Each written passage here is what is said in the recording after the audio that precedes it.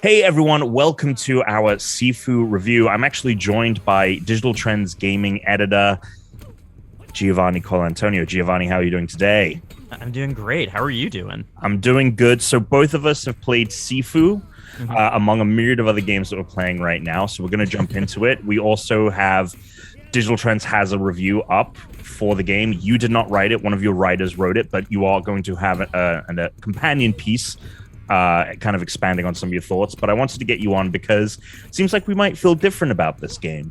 But before we get to how we felt about it, just to kind of explain mechanically what Sifu is, because I think that is going to be the, where everyone's kind of review stems around. Because the story is pretty basic. You are avenging your deceased father. You are taking out the people that are the ones that killed him, all this stuff.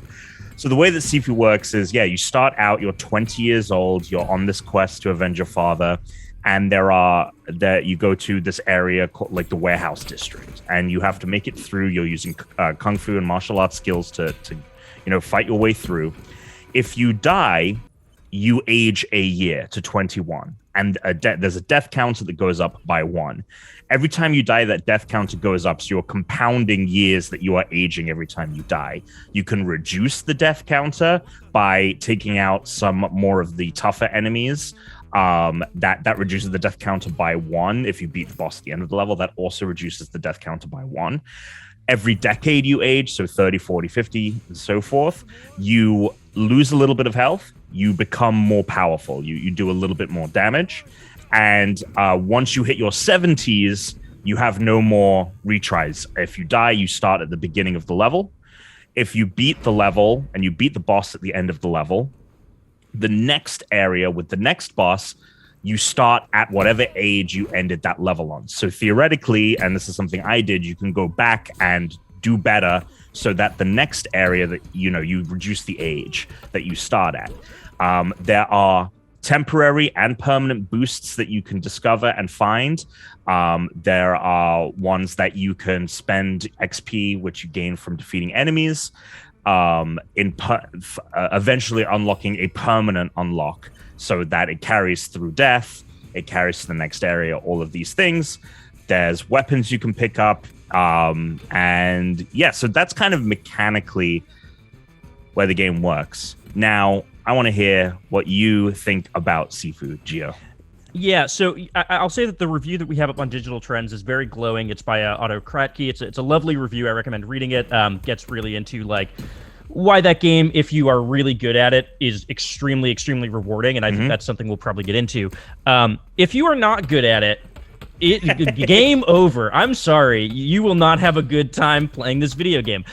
This is a very, very high concept game. It is built around this idea of, hey, it takes how long does it take to master Kung Fu? Can you even do it in a lifetime? And mechanically, everything speaks to that. It's this game about mastery. It's this game about, hey, you need to be perfect.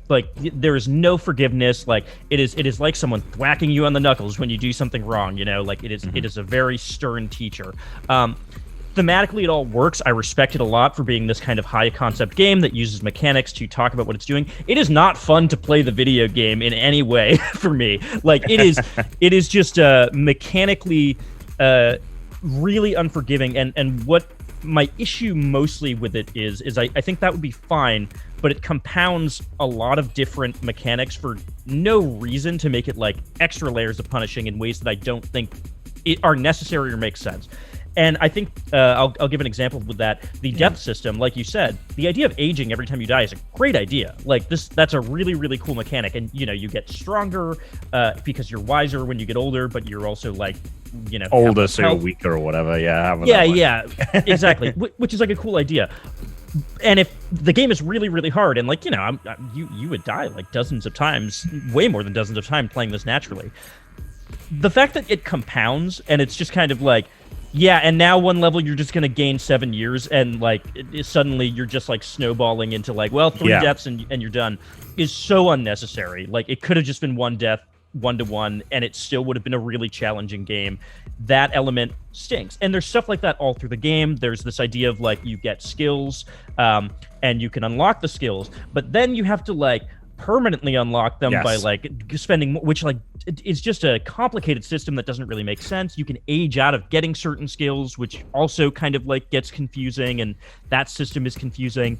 There are like shortcuts you can get, but sometimes the shortcuts are way later, like down in different levels. So some levels you just have to play over and over again and like do the same thing. You aren't shortcutting through them.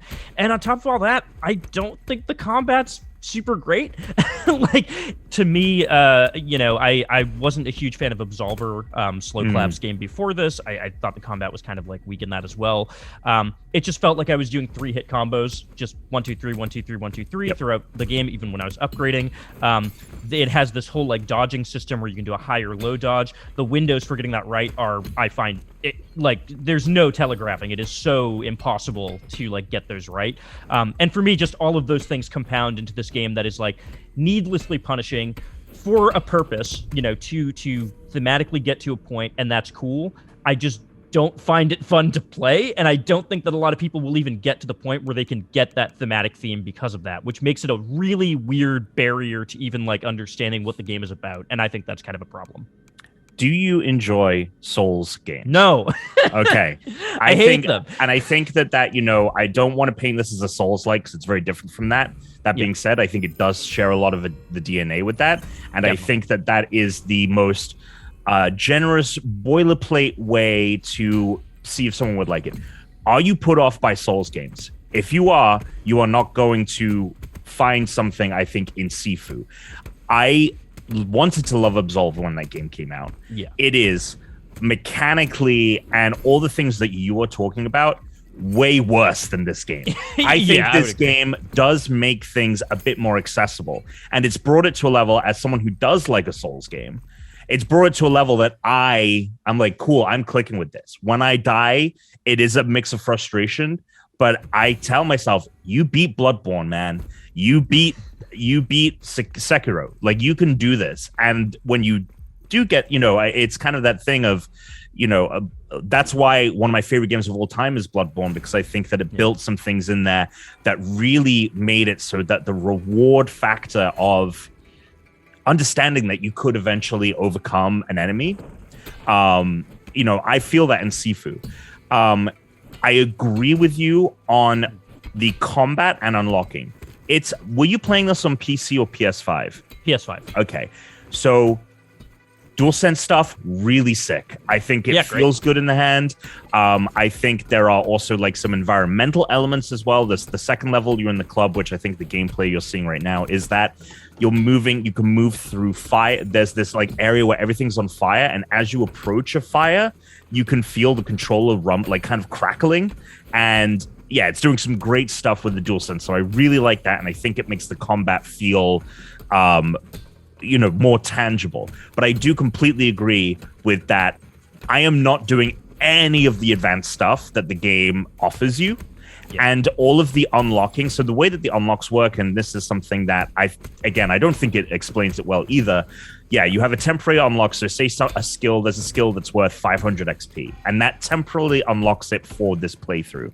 But you can, if you spend a total of 2,500 XP, you can permanently unlock it so that you just have it forever.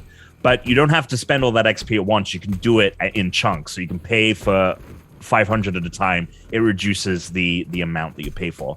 That being said, I am not paying attention to what I'm really unlocking. There are a couple, such as being able to counter from being knocked down, or sometimes you can get knocked back and you're stumbling, and there's an ability that allows you to cancel that so you can get back into the action.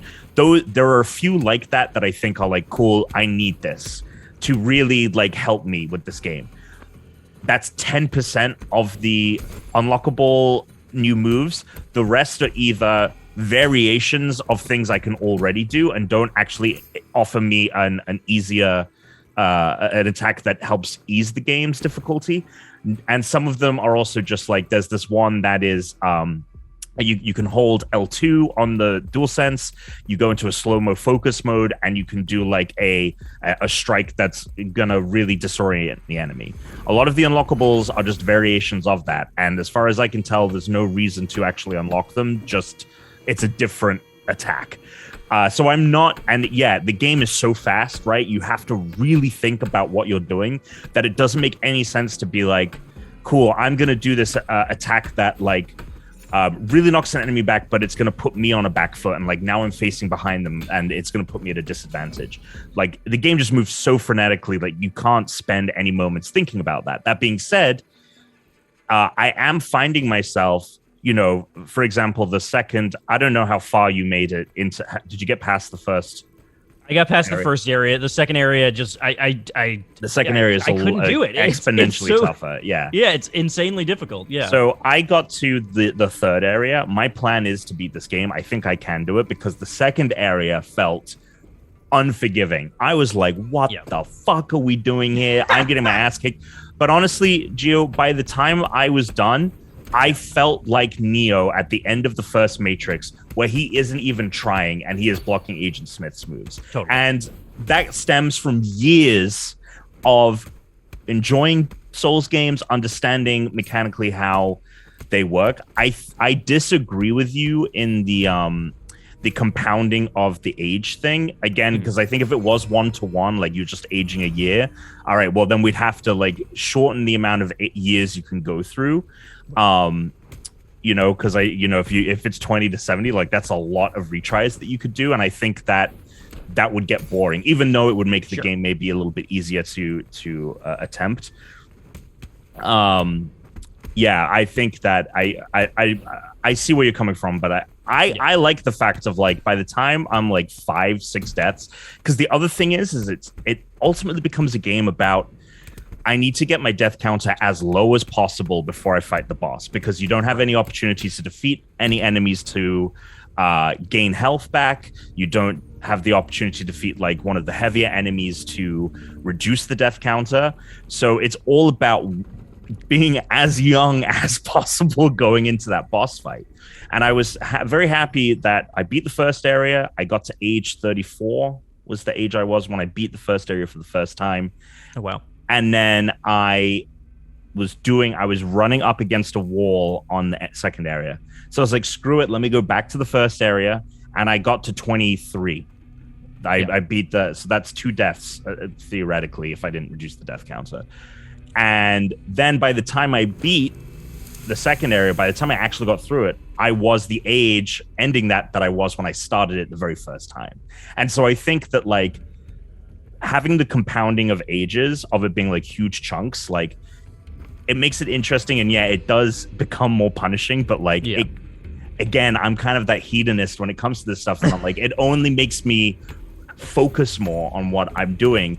By the time I faced the final enemy for the 5th time, I was like, I know every move and I know exactly how to counter it, and I know and they felt effortless. It did feel like me being Neo against Agent Smith, and that is a feeling that, again, only a few people are going to be able to get to a point where that is a thing where you enjoy that and you can experience that.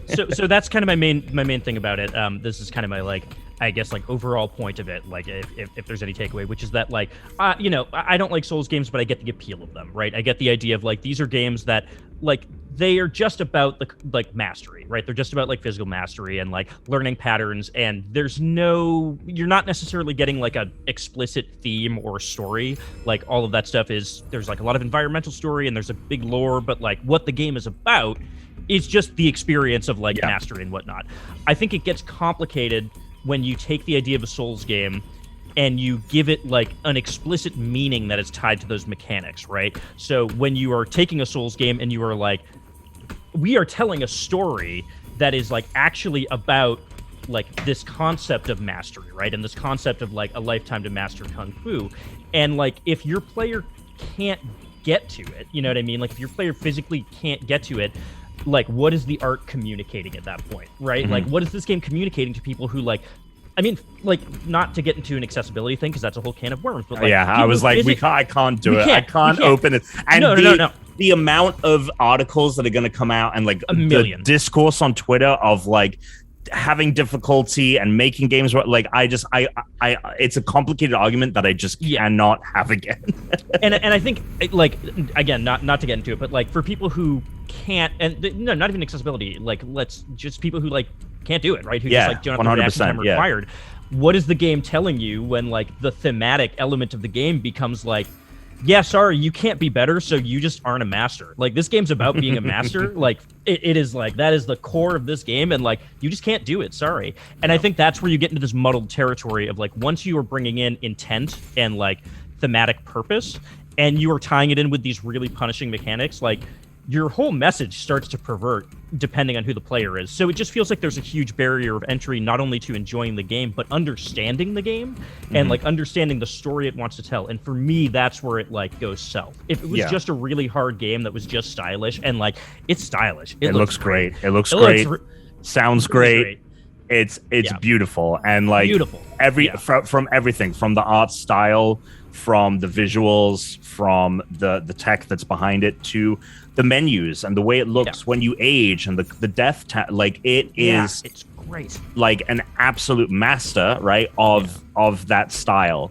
And and the other thing that I think, talking about what you're saying, coming at it from someone who does plan to finish the game and to enjoy it, I don't know if like maybe you unlock these after you beat it, but I'm like surprised that there aren't other ways. Like, I'm not even talking about like changing difficulty. I'm talking about like, cool, a timer mode. You have to get through this level in the fastest time, or a one death mode where you try and do it without dying. Like, it's weird that this game that does feel like it is designed specifically for a select group of players that are going to become masters, the very best, like no one ever was.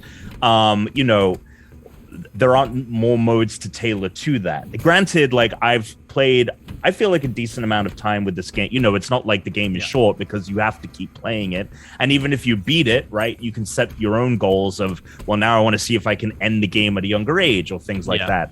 But maybe they'll add additional modes and stuff down the line. One of the other things that I think could help with maybe some of the accessibility, and making it a bit more accessible for people, is like the environmental stuff and like weapon stuff. So you can pick up baseball bats. You eventually, in the third area, found you get like short swords, and there are other environmental things, like in the club there's the bottles that you can pick up and throw, or bricks. Like, there should have been way more of that, because I found one of the things that really helped was like, cool, I know at this table there are 3 bottles and there are 7 enemies that are going to attack me, and I can grab 3, throw them real fast, bam, bam, bam, and I can knock 3 enemies out very quickly that way, because it only takes like another hit after that to like end them.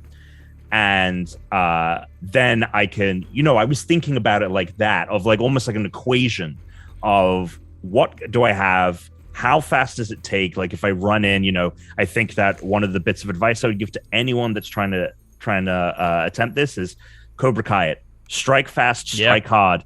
You get in, do the first hit, big hit as quickly as possible, and get them off their toes. That is the easiest way to try and take someone out.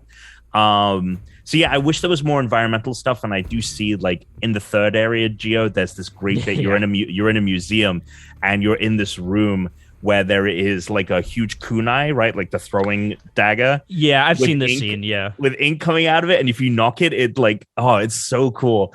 And so there's a little bit more of that. Like, there's this art installation that's all light bulbs hanging from the ceiling. And as you walk through it, you can grab light bulbs and throw them at people. Yeah, and you can toss like sculptures, right? Yeah. I haven't even got to that. I think you can. Yeah. Okay. So there's definitely more there. But like, for example, in the club, there's one hallway you get to, which is super sick. It's these blue LED, like tube lights, and you walk through, and they're like spiraling. It's like the coolest shit you've ever seen. But I'm like, cool, let me pick up a tube light and use that as a baseball bat. Like, I just wish there was more of that. I almost think it could have benefited from like an early access period where it was like, we're going to like dole out a couple levels at a time. We're going to like develop other modes with the community. I just think that there are ideas here where like if you were focus grouping it with people, I think you could have gotten some really, really good feedback to like balance it out a little bit, to, figure out a way to make this work for more people. And it's fine if it's just a game that's for like the select 1% of people who are going to be able to beat it. Like, that's cool. But I also don't know why you want to make that game when you have something to say specifically, when you have like a story that you care about. And because at the end of the day, you and me can both watch a movie in 2 hours and understand it. You know, like there's no barrier there except our own reading comprehension. And like games get into this weird territory where it's like, well, there is like even opening the cover of the book is difficult, yes. You know, and that's where it gets tricky for me with a game like this. Yeah, and I think that the other issue is that it wasn't clear from the marketing that it was going to be like this. I think that people now, granted, you know, if you knew what Absolver was like, which was even more dense and like, that game to me was not fun to play. Yeah. And granted, I was a more inexperienced gamer at that point, but like, yeah, if you know what slow clap is, like it is difficult. It is more about like, can you master this thing? And I think it is a bit more accessible. But yeah, I think there are going to be people disappointed because the expectations might not have been set correctly for this one. But yeah, for sure. And I think there are going to be people who just absolutely love it, and I love that those people are going to love it. I don't think it's a bad game or anything. It's just not a game for me. And my concern is that it's not a game for a lot of people. Yeah, and so it just makes it feel exclusive. It is going to be a game for it is going to be a game for not a lot of people. Well, Gio, thank you for joining me. Of course, check out Otto's review over at Digital Trends if you want to see someone who can become a master of Kung Fu. And obviously, check out Gio's article that's about this game and how it pertains to just gaming in general. I'm very excited to read that. They should be up by the time this video is up. Of course, check out all of our other reviews that we have up right now here at youtube.com/unranked podcast. Lots more games to come out, Gio. We're at the bad month. Yeah, and it just gets worse from here because March seems to like they're just adding more and more games to March as well. All right, guys, until next time, stay unranked.